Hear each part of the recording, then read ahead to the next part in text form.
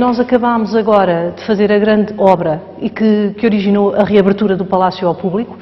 Não sei se tinham vindo cá antes, mas o Palácio tinha um circuito de visita muito curto, até esta obra ter acabado, que nós fomos alargando à medida que as obras iam avançando em função dos espaços disponíveis. E foi um projeto muito interessante na medida em que tentámos fazer o contrário do que se faz. Não fechar para obras, mas sim abrir para obras. O Palácio esteve fechado ao público, ele só abria para visitas acompanhadas, com pré-inscrição, com o nosso núcleo de programação ambiental, e eram só visitas acompanhadas. Portanto, o visitante do parque regular não teria nunca acesso ao Palácio. E começámos em junho de 2007 a deixar um pequeno percurso de entrada no Palácio, sala da música, que já vamos ver a seguir, e saída. E com o início das obras, fomos alargando a visita, em função das possibilidades. Com a obra grande que fizemos, que eu já vou explicar, tivemos que restringir, nesse caso, porque já era uma empreitada, ou seja, uma obra que já não é compatível, não é a conservação e restauro que é compatível com a visita, portanto, tivemos que restringir mais e reabrimos agora, no passado dia 17 de junho. É que, como veem, o Palácio de Monserrate é integralmente revestido a estuque, e grande parte dele decorativo. Portanto, não são só painéis lisos, mas temos entre frisos, colunas, capitéis, tetos, temos uma profusão muito grande de elementos e com motivos também muito diferentes.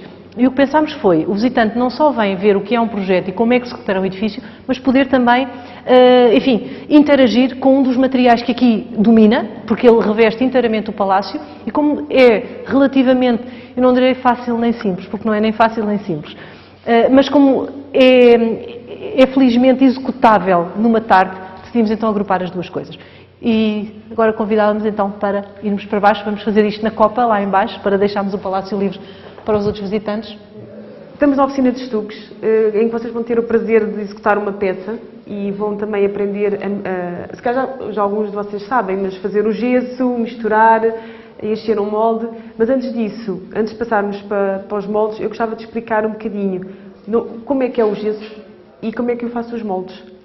Ficam todos com um bocadinho, uma luz de como é que se faz.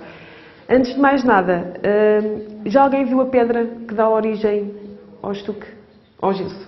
Peço desculpa. O estuque, eu estou a dizer estuque e vou já dar aqui uma noção. O estuque é gesso com cal. E gesso é que é a matéria-prima.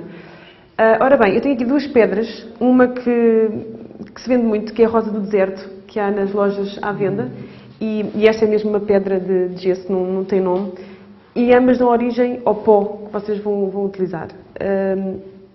Isto é apanhado assim na natureza, é triturado, quando é uma pedreira é apanhado, é levado para a fábrica, é triturado, depois entra num forno que é capaz de ser também desta mesa toda, é um forno cilíndrico, em que a pedra lá dentro está a ser gasta e triturada, mas ao mesmo tempo, como é um forno, é-lhe retirado metade da água que ele tem na sua constituição, por isso é que ele fica pó.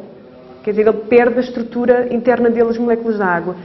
Ora, depois é que é peneirado e depois temos vários gessos. Temos o gesso pardo, que é para a construção civil, depois temos o gesso dentista, que os dentistas usam muito quando nós vamos ao médico. Temos o gesso cerâmico, que são para peças muito mais finas. E temos este gesso que já tem a cal, por exemplo, para fazer os restauros, que é o que nós utilizamos para colocar as réplicas. Ora bem, eu vou passar a um e depois vão passando.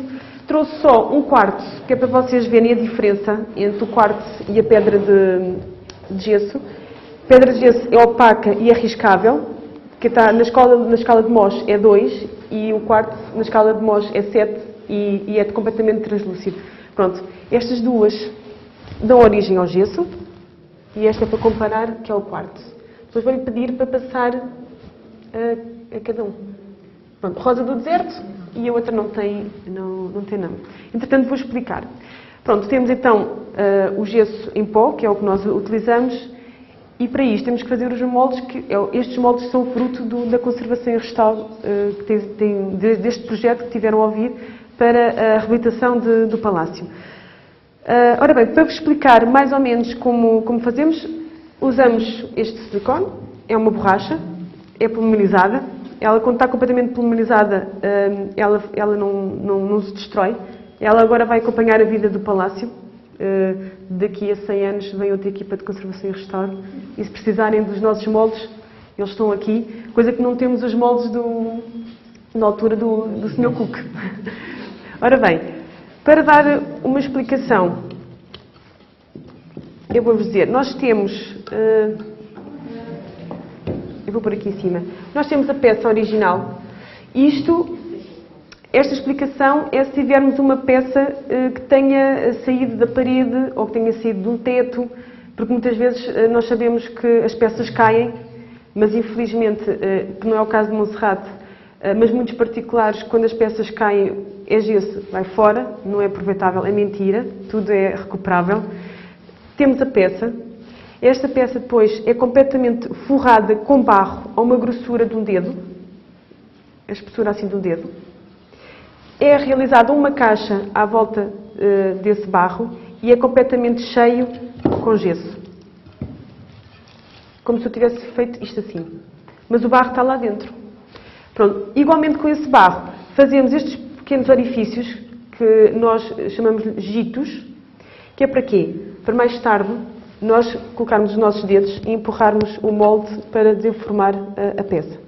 Ora bem, temos o gesso colocado, isto chama-se contramolde, e retiramos. Quando retiramos o contramolde, ainda temos aqui o nosso barro. Se retirarmos esse barro, o barro vai ser posteriormente o silicone. Então o que é que nós fazemos? Retiramos o barro, colocamos o contramolde, tal e qual como estou a colocar assim, e está aquele espaço vazio lá dentro. Por uns giros vamos verter o silicone, que é esta borracha que aqui está, vamos verter devagarinho, ele vai começando a escorrer por entre a peça e então vai ocupar o espaço todo que era o barro. Pronto, posto isto, temos que deixar secar, isto demora 24 horas a secar, este silicone. Pronto, e depois quando tiramos, temos a peça, o molde e o contramolde. Pronto, e depois, claro, os nossos giros vão ser os nossos auxiliares para empurrarmos. Depois agora um pormenor. Estes giros estão à largura dos meus dedos. Eu depois, se alguém depois tiver alguma dificuldade, depois vou dar uma ajuda para podermos desmoldar. Agora para outro caso. Pronto, este é o silicone que é líquido. Para vocês terem uma ideia, é como o leite condensado. A espessura é igual ao leite condensado e o catalisador, que é o que vai fazer com que o gesso polimerize. Ele é constituído com polímeros, eles vão se unindo e vão ficar borracha. Se acontecer uma obra de restauro em que não há nenhuma peça no chão ou guardada em ateliê, imaginem, isto é uma flor que está aqui dentro, imaginem esta flor que estava no teto e eu precisava tirar o molde desta peça. E agora? O silicone escorre. Este frasquinho é um aditivo que chama-se tixotrópico, que é o que vai espessar o silicone, e se nós tivermos com uma colher de pau, o silicone não escorre. Então, a flor está no teto, eu posso estar a trabalhar, normalmente, e nunca me vai escorrer, nem para cima de mim, nem para o chão. Pronto, e depois, mais tarde, terei que fazer, então, o contramolde para podermos desmoldar a peça. Então, pronto, agora, luvas para todos.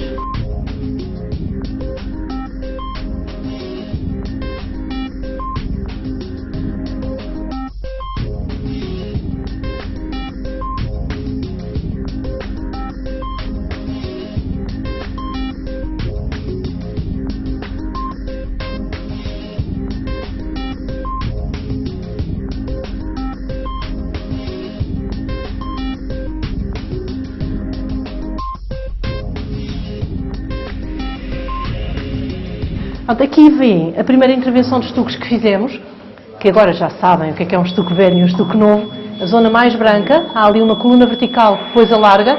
Todo este painel foi limpo, foi consolidado, porque ele estava oco. Portanto, foram feitos furos, foram injetados para encher os xoxos, aquilo que se chama os xoxos, não é? E que podem começar aí processos de degradação, uma vez depois aquilo tem tendência a lastrar e as placas saem. Este foi o nosso primeiro molde em Monserrate. Foi feito com a Escola de Património. Aliás, a doutora Marta é professora na Escola de Património, na área de estuques, já coordenou grande parte das intervenções que tivemos cá. E esta foi a primeira, ainda foi com o mestre Rosário, que também trabalha cá connosco muitas vezes, e começámos por aqui. E colmatámos a lacuna, ou seja, o espaço em branco que existia neste painel. E como sabem também, é como no azulejo, quer dizer, basta sair um, para os outros todos começarem a sair muito rapidamente, seja por inércia, com ajuda externa, enfim, há muitas maneiras de eles começarem a sair. Portanto, é muito importante que todos os esquemas modulares que haja de decoração de revestimento nunca tenham uma zona de lacuna, porque havendo uma em falta, temos meio caminho andado para os outros saírem todos muito facilmente a seguir. O gesso é nada mais que um gesso que foi cozido a altas temperaturas e não ganha presa como este que vocês utilizaram. Este é o gesso pardo, é o que ganha presa muito rapidamente. E foi cozido a 180 graus, mas há um gesso que é cozido a 1000 graus ou a 900 graus. E esse gesso demora um bocadinho de tempo a ganhar a sua presa. Permite o tal ajuste destas placas. Podemos apertar contra a parede e ajustar para ficar tudo nivelado e certo. Bom, esta é a escadaria principal do palácio. Como vêem, é uma peça absolutamente notável, uma vez que é feita toda em pedra e encaixa na parede e descarrega nas pedras de canto e aqui na pedra de baixo, uma vez que os degraus todos vão transmitindo as suas cargas até ao degrau inferior. Resta-nos também determinar aquela consola em pedra, que é mais difícil de pensar como é que foi resolvida, mas com certeza terá uns ganchos, uma estrutura interna de ferro que as agarra, mas é uma pedra toda feita em Liós, uma peça toda feita em Liós, com o corrimão em trigacho, num árvore que é aqui de Sintra, esse mais cinzento, e que tem, tanto quer a guarda, quer a escada, é toda feita em pedra.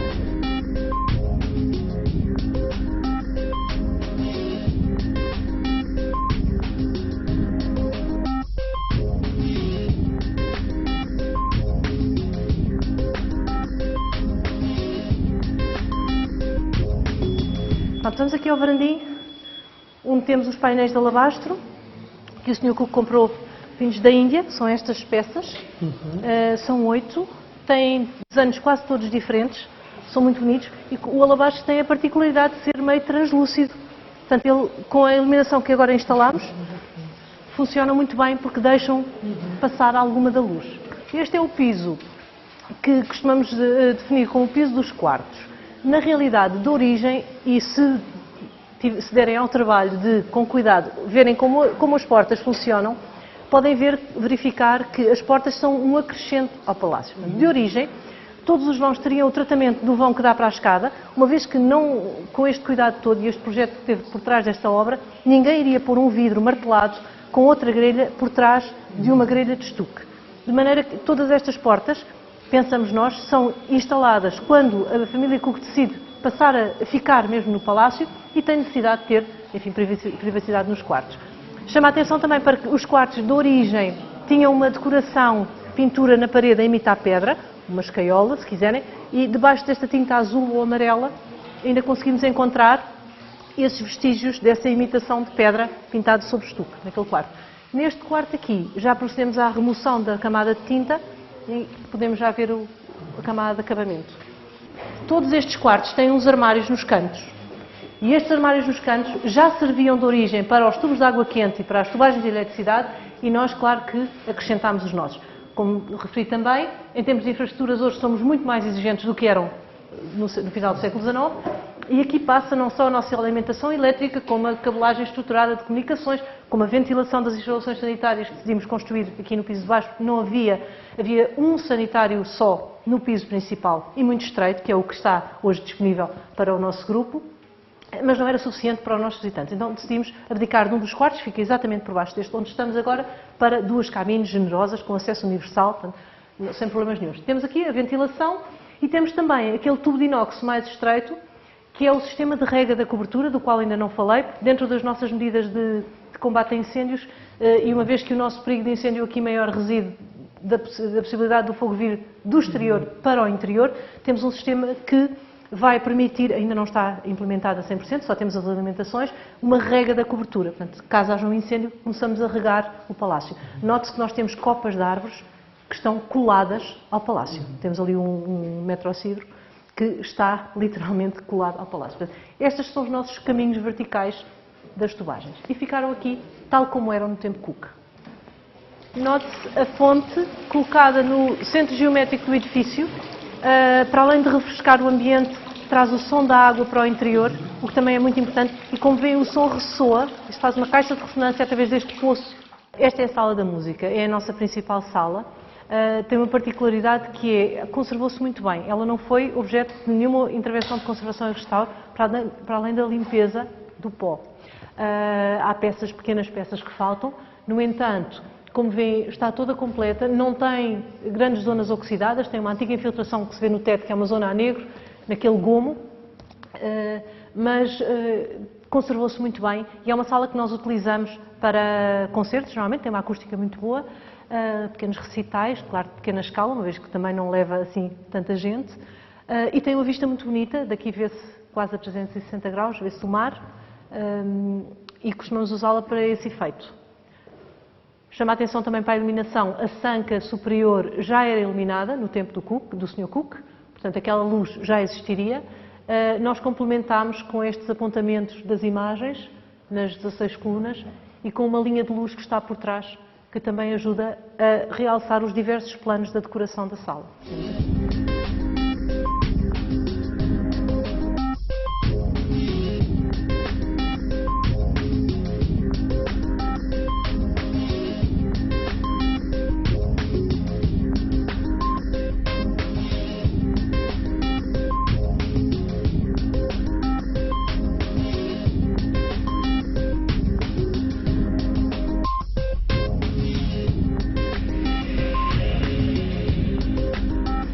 Aquele teto, aquele relevo de estuque está aplicado numa base de estafe. Portanto, o estafe, a doutora Marta Frade poderá explicar ainda melhor do que eu, mas ao fim e ao cabo é um sistema pré-fabricado de estuque que existe para fazer um teto rapidamente, que é pregado depois numa estrutura de madeira, e vem ali então a estrutura de estafe pregada num ripado com o relevo de estuque colado em cima. Deste lado temos o sistema do estuque tradicional, ou seja, um fasqueado de madeira, são umas ripinhas de madeira, normalmente com uma secção de trapézio, em que é pressionada a massa de esboço contra essa estrutura e que depois seca e, como ela dá a volta às ripinhas, fica no sítio. Essa superfície era colado depois estas placas com o relevo do teto.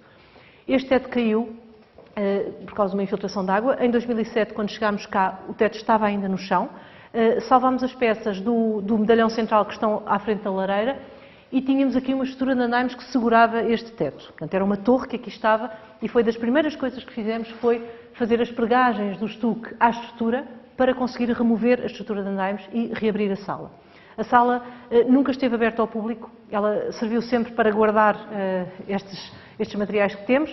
Temos aqui a intervenção da escola do corredor, que está ali no corredor, numa secção que vamos ver, e também o trabalho de preparação do teto do Torreão Sul, que foi feito com base em bocados deste género, e foi um puzzle cego, ou seja, através de bocados desta dimensão, alguns um bocadinho maiores, como temos aqui, tivemos que ir sobrepondo até chegar a esta placa que tem esta forma. Portanto, nós não sabíamos de que tamanho era a placa, não sabíamos qual era o formato da placa, mas depois de muitas horas aqui, em que eu também participei, muitas horas mesmo, chegámos à conclusão de que ela tinha esta forma. Claro que há técnicas para fazer isto, cada bocado destes nós temos que olhar para a periferia para saber se foi cerrado ou se era o chamado fim de placa, portanto se tinha o acabamento do fim da placa, que é um acabamento muito mais liso.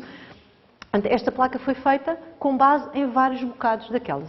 Se olharem com atenção veem que há aqui umas fissuras que, enfim, nos dizem quais são os remendos que ela teve que ter, os diversos bocados que a compõem. Portanto, a partir desta placa fez-se o molde, o nosso primeiro molde que está aqui, cheio, e o respectivo contramolde. Portanto, no teto do Torreão Sul, nós depois decidimos aperfeiçoar esta placa e fizemos um segundo molde. Achámos que ele não tinha a perfeição que queríamos. Para o centro do Torreão Sul, temos esta peça aqui em baixo, que tinha as flores e as folhas ainda coladas, e foram então removidos essas peças, feitos moldes, e depois reaplicadas. E depois poderemos ver isso no sítio. A placa tem esta forma, o positivo está aqui. Ela é bastante pesada, mas está aqui, tem esta forma. Nesta sala expomos fotografias do tempo Cook, com os interiores ainda recheados, com toda a decoração, de lustres, de estátuas, de móveis, de tapetes. Eu chamo a atenção para a dimensão dos espelhos. Note que estamos no final do século XIX. E o Sr. Cook já conseguia elementos tão grandes como estes a chegarem aqui. Nós temos um teto que também desafio os mais ousados a explicarem ou a tentarem explicar o que é que pode ser. Ninguém se atreve a dar um palpite sobre o que é o material do teto? Madeira. É papel, exatamente. Ora bem, o material que temos no teto é isto. Eu vou pedir que segurem. Portanto, o teto é revestido com este papel. Este papel é novo. Nós deixámos o único setor do papel que permitiu a conservação, está ali na sanca, naquela zona superior. Aliás, veem que há uma diferença ligeira de cor, uma vez que já é um papel muito envelhecido, e todo o resto do papel teve que ser novo, porque ele não estava em condições de ser preservado. Aliás, se virem pelas fotografias que temos ali, havia um buraco no teto naquele canto, havia um buraco no outro, portanto, as condições de degradação eram muito, muito grandes aqui dentro, a escala era muito grande. De maneira que tivemos que mandar fazer o papel igual, foi uma amostra e veio papel. Pronto, isto é papel feito à mão, como veem a base é um papel branco, é depois dada uma base ocre e em cima dessa base ocre com um veiador, e uma mão muito certa, não é? Que certamente não é a minha, faz estes veios a imitar a madeira. Portanto, não foi feito em Portugal, foi feito em França. Com muita pena nossa, mas foi feito em França. Portanto, o original era inglês, mas a técnica de conservação e restauro da área do papel que estava envolvida na equipa de restauro da biblioteca, foi em França que conseguiu arranjar quem fizesse não só o papel do teto, como a faixa do chamado flock paper, que é um papel que tem uma aplicação de lã em cima, que também é feita com uma base branca, em que depois é colada a lã e fica esta textura. Portanto, esta é a parte de baixo. O friso de pintura, deixámos ali em cima da porta um testemunho onde vêem as camadas todas que há da original até à última versão que era azul. Infelizmente, o estado de conservação desse friso era tão mau que não permitia a sua consolidação. E optámos então por repintar integralmente, mas deixámos ali o testemunho com os tons todos, onde encontramos os tons originais, que não eram os que estavam. Portanto, se repararem nas fotografias, o tom era azul e rosa. Portanto, nesse caso foi a opção da equipa ir ao tom original. De resto, o topo das estantes, que é onde está a data de 1864, é ali naquele canto e neste, é estuque, e só daquele friso horizontal para baixo é que é madeira. O fundo das estantes é uma pintura de estuque a imitar madeira. Estes guarda-pós em pele, temos os originais concentrados naquela estante que está em frente à porta, todo o resto é novo, feito agora. Eu chamo a atenção porque é um elemento à partida muito insignificante, mas que dá muita luz à biblioteca. Portanto, se não fosse aquele friso, nós tínhamos menos luz aqui dentro. O ouro tem esta capacidade de refletir a luz, que é muito importante. E claro, também fizemos a recuperação dos toldos para proteção da biblioteca, que tínhamos as estruturas e o tecido já muito carcomido, e reabilitámos. As estruturas são as originais, só o tecido é que é novo. E tivemos a oportunidade de receber esta mobília, que achámos que se enquadrava muito bem aqui, que era nossa propriedade, mas no Palácio da Pena, e que tinha que ser remodelada porque não estava a dar resposta às solicitações, que era uma sala que é do restaurante e precisa de ser mudada muitas vezes, dependendo do tipo de público que tem, e recebemos então esta mobília que achámos que ficava aqui, não destoava com o resto. Estes são os temas dos livros. Portanto, aqui está o Missel, que será uma miscelânea. Nós só temos algumas. Ali está a Hedge e Med, que são leis e medicina, pensamos nós. Ali mais miscelânea e ali mais outra. Há muitas que faltam. Portanto, eu chamo a atenção que muitos dos capitéis estavam fora do sítio, várias colunas estavam fora do sítio também, estavam aqui no chão. Muitas das flores tiveram que ser feitas de novo, porque já não existiam. Uma estante daquele canto foi toda desmontada, porque já não tinha um prumo de apoio, portanto teve que ser desmontada.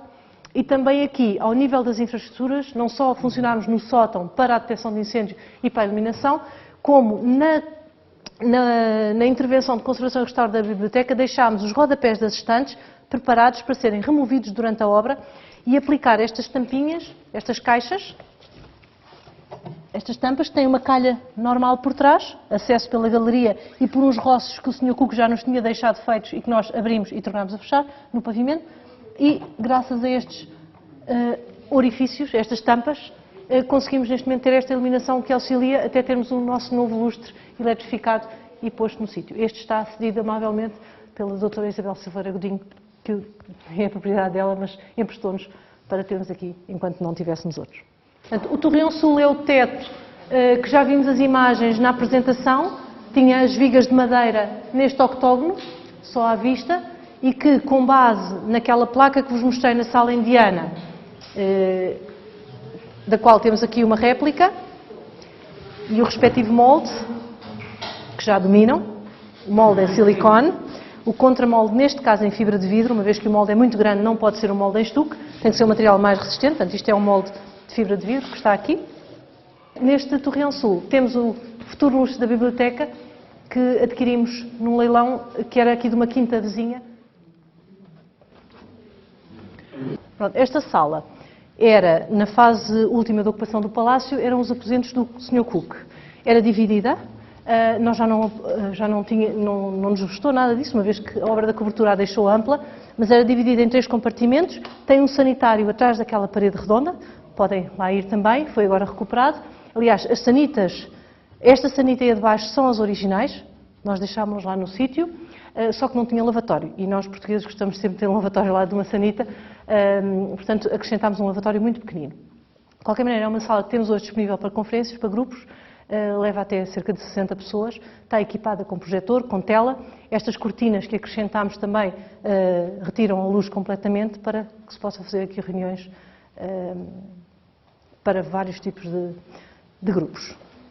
Este fogão não tem chaminé, tem um sistema de queima que conduz os fumos para o subsolo, através de uma conduta que anda por aqui por trás e que está ligada à chaminé que está aqui na parede. O fogo era começado ali para criar a corrente de convecção, portanto, de saída, e depois então era ligado o forno.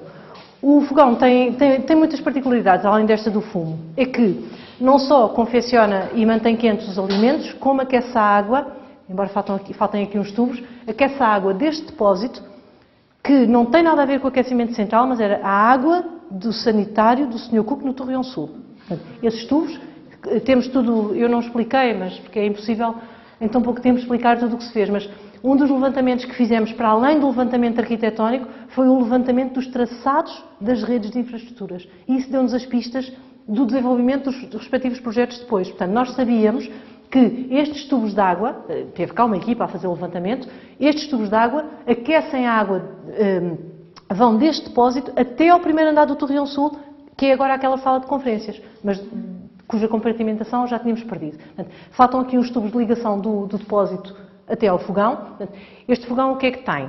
Tem dois bicos de queima, num combustível que é um derivado de petróleo. Aliás, esse tubo de cobre que vêem a subir pela fachada, pela lateral do fogão, um tubo fininho de cobre, ainda fomos capazes de tirar de lá uma amostra dessa nafta, desse líquido. Teria aqui o regulador, tem que ter um sistema de injeção de ar cujos tubos estão debaixo do fogão de facto, e aqui é o ponto de queima. Há 3 faces do ponto de queima que são em tijolo, por razões óbvias, não é? Para não aquecer, para isolar e concentrar. E aqui, este lado, é um depósito de água, cuja finalidade, que está ligado àqueles 2 tubos e que aquecem a água do cilindro. Portanto, este depósito de água aquece a água deste cilindro. O depósito de água do fogão está no centro, portanto, ele está aqui, tem estas torneiras, e daqui tiravam então a água quente. Este depósito de água é um depósito paralelepipédico com furos, para quê? Para o fumo ir aquecendo com a maior superfície de contacto possível e aquecendo então a água, o ferro primeiro e depois a água que lá estava dentro. Portanto, e depois o fogão tem os 2 bicos de queima, tem fornos, estes 2 fornos que comunicam de um lado ao outro, por baixo dos fornos tem estufas, portanto já são estufas, e tem uma série de registros, que são estes comandos que estão aqui, que todos funcionam. Estes registros o que é que fazem? São umas palas, portanto há uma caixa que tem uma pala lá dentro que ou está na vertical e deixa o fumo passar, ou está na horizontal e bloqueia a saída do fumo. Portanto, consoante a conjugação dos registros, destes registros aqui, e destes que estão aí nos topos, nós controlávamos para onde é que queríamos o fumo e o ar quente a passar no fogão. E se queríamos a zona central aquecida ou se queríamos só uma ponta. Portanto, é um fogão bastante sofisticado, ele é um fogão é feito em Portugal. Nós pensamos que terá sido escolhido de um catálogo francês ou inglês e depois executado em Portugal pela Serralharia Lisbonense, cuja placa conservamos aqui. Portanto, ele foi integralmente restaurado. Conforme viram nas fotografias, havia setores do fogão que estavam completamente corroídos, especialmente esta metade. Aliás, esta metade foi quase toda desmanchada e há placas novas nessa zona. Nós temos um relatório que documenta toda a intervenção. E, claro, deixámos todas as peças no seu sítio, com o seu acabamento original, onde era purpurina, é purpurina, onde é latão, cá temos o nosso latão, e onde é ferro, é ferro. E pronto, aqui na cozinha, além do fogão e de pendurar a grelha, foram consolidados os azulejos. Os azulejos não estavam sujos, portanto, o fumo, de facto, não ia para cima, não havia depósito de sujidade, nem sequer nas juntas dos azulejos, como veem, eles não foram limpos. Tivemos que mandar fazer muitos azulejos, muitas réplicas, para as zonas que faltavam, que são estas paredes todas à volta.